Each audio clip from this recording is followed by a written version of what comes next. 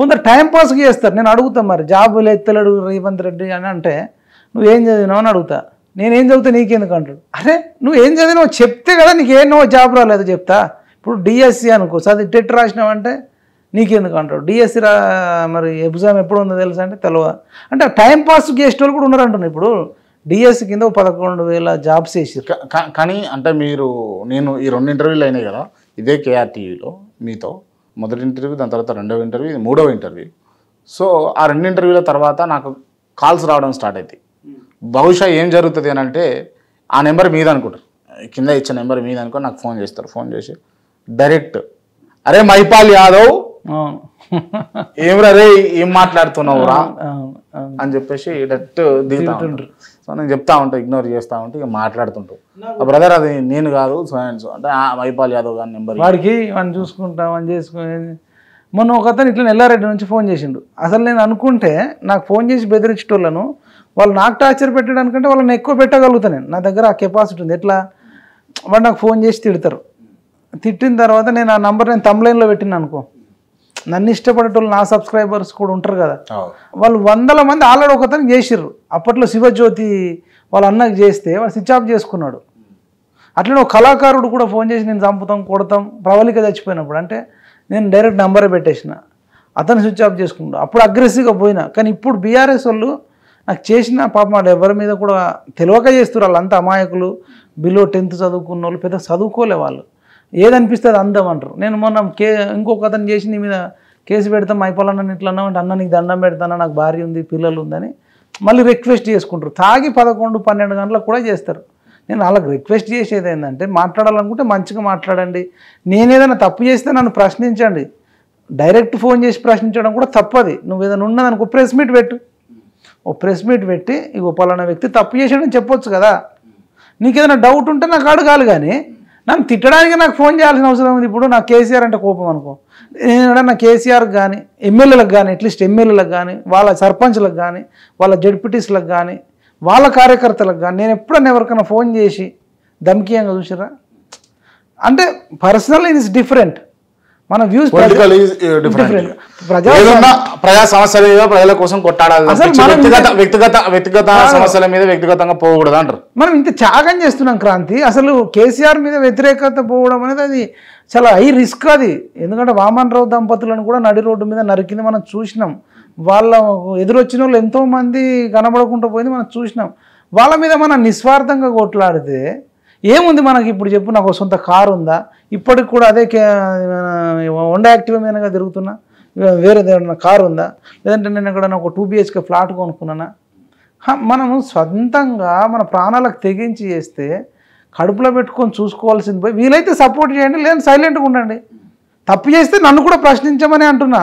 కానీ ఫోన్ చేసి థ్రెటనింగ్ అవసరం లేదు కదా. అంటే మీలాంటి వాళ్ళు మనలాంటి వాళ్ళు అందరూ కూడా ఈ జర్నలిస్టులు అని చెప్పుకునేటోళ్ళు అందరూ కూడా అమ్ముడు పోకుండా నిక్కచ్చుగా నిలదీస్తూ ఉంటే జనాలు మన వైపు ఉంటారు అని చెప్పేసి అయితే నేను జనాలు కూడా ఏంటంటే అబద్ధాలు చెప్పినోడికి మోసం చేసేటోడికి వీళ్ళకి ఇంకెక్కువ హెల్ప్ చేస్తారు. మనం నిజాయితీగా ఉన్నాం మాకు సపోర్ట్ చేయండి అయ్యా అంటే ఆలోచిస్తారు. సరే ఇంటర్వ్యూ తర్వాత ఆలోచించుకొని వాళ్ళు మంచి నిర్ణయమే తీసుకుంటారు అని చెప్పేసి నేను భావిస్తా ఉన్నా.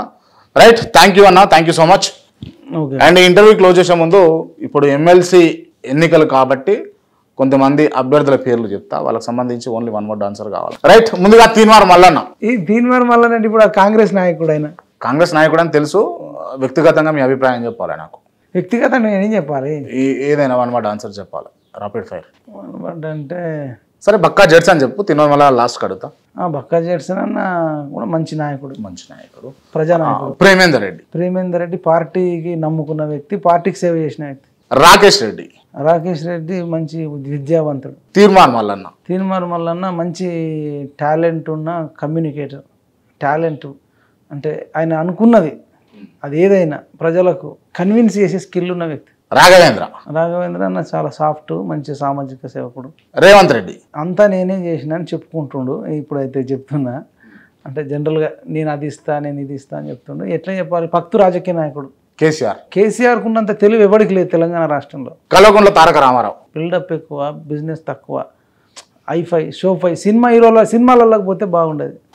అంటే ఆ డైలాగులు మహేష్ బాబు లాగా, ఎన్టీఆర్ లాగా, అంటే మొన్న అంటుండు కదా బిట్స్ పిలాని పల్లి బఠాని.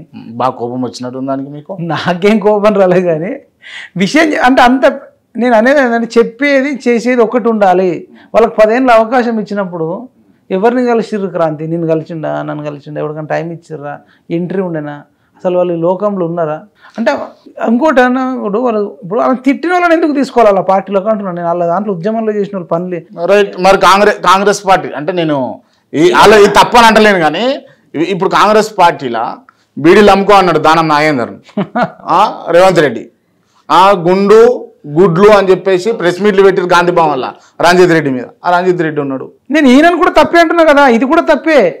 ఈయనేం సుక్కపూస అంటలే, ఈయన చేసేది కూడా పెద్ద బ్లండరే, ఆయన చేసేది కూడా పెద్ద బ్లండరే.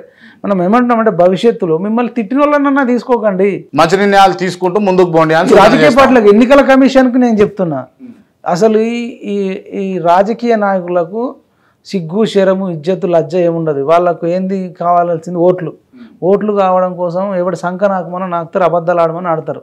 కాబట్టి మేము దయచేసి ఎన్నికల కమిషన్కి ఏం చెప్తున్నామంటే, ఒకడొక పార్టీలో జాయిన్ అయితే వాడు లైఫ్ లాంగ్ అదే పార్టీలో ఉండేటట్టు ముందే కావాలంటే వాడికి ట్రైనింగ్ సెషన్ ఇస్తారా, ఇంకోటి ఇస్తారా, ఇవ్వండి, అడగమనండి.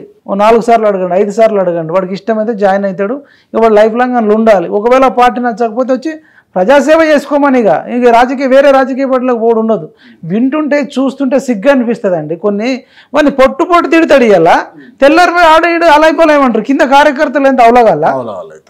ఇది అంతా ఆ రాజ్యాంగంలో ఉన్న లోపాలు, ఆ ఎన్నికల కమిషన్లో ఉన్న లోపాలు. కాబట్టి ఇవన్నీ సవరించాలి. ఇన్ని పార్టీలు అవసరం లేదు, ఇంతమంది ఇండిపెండెంట్ క్యాండిడేట్లు అవసరం లేదు. ఏ దేశంలో ఇట్లాంటి దౌర్భాగ్యం లేదు. ఒక ఇండిపెండెంట్ క్యాండిడేట్లో రావాలంటారా? రావాలి. నేను ఏంటంటే ఒక 2 రాజకీయ పార్టీలు ఉంటే బెటరు నన్ను అడిగితే. లేదంటే ఈ కొన్ని ప్రాంతీయ పార్టీలు ఉన్నా కానీ ఒక పార్టీలో చేయనోడు ఇంకా జంపింగ్ జిలాని లేకుండా, అసలు మేము అంటాం గెలిచినోడు రాజీనామా చేసిపో అంటాం. నేనేమంటున్నా, గెలిచినోడైనా ఓడిపోయినోడైనా కార్యకర్త అయినా పోటీ చేసినోడైనా పోటీ చేయనోడైనా ఎవడైనా ఒక పార్టీలో వాడికి నచ్చి జాయిన్ అయితే అందులో ఉండు. నీకు ఐడియాలజీ నచ్చితే ఉండాలి, కానీ నీకు ఐడియాలజీ నచ్చకపోతే పోక పార్టీలో. కానీ ఇవాళ ఇండ్లు ఉంటావు, రేపు అండ్లు ఉంటావు, ఇవాళ ఇండ్లు ఉంటావు, అండ్లు ఉంటావు. వీళ్ళతో దేశానికి అరిష్టం. వీళ్ళు క్యాన్సర్ లాంటి వాళ్ళు. సరే ఆడ లొసుగులు ఉన్నాయి కాబట్టి వీళ్ళు వాడుకుంటున్నారు. ఆ లొసుగులను సవరించాల్సిన బాధ్యత ప్రతి రాజకీయ నాయకుడి మీద ఉంది, ప్రజలపైన ఉంది, యువత పైన ఉంది. వీళ్ళని ఇది మార్చకుండా, వీళ్ళ మెంటాలిటీని మార్చకుండా ఉంటే నువ్వు అన్నట్టు దొంగ అన్న కోడిగుడ్లోనే తీసుకొచ్చి పెట్టుకుంటాడు, బీడీల మీద దానం నాగేందర్నే పెట్టుకుంటాడు. ఎవరినైతే ఎక్కువ తిడతాడో వాన్నే పెట్టుకుంటున్నారు కదా. కాబట్టి దీంట్లో ఇవన్నిట్లలో మార్పులు రావాలి, దేశం డెవలప్ అవుతుంది. రైట్. ఓకే అన్న, thank you so much. Thank you.